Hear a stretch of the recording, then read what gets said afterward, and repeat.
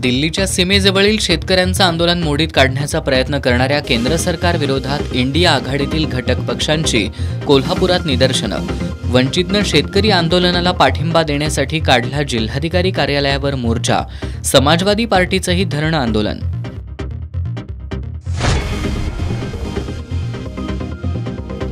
जयसिंगपूरचा तलाठी आणि तहसीलदार कार्यालयातील महसूल सहाय्यक अँटी करप्शनच्या जाळ्यात 7-12 उतार्यातील दुरुस्तीसाठी केली होती 27,500 रुपये लाचेची मागणी।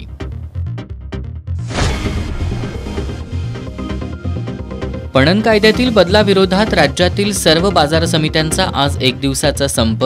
संपामुळे कोल्हापूर कृषी उत्पन्न बाजार समितीत शुकशुकाट।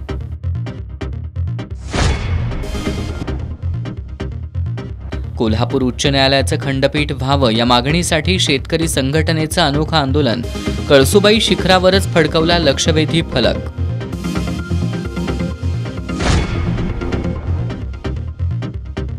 आणि कोरोना काळात खंडित झालेली गोकुळ केसरी ही कुस्ती स्पर्धा पुन्हा सुरू करा, कोल्हापुरातील कुस्तीप्रेमींची मागणी।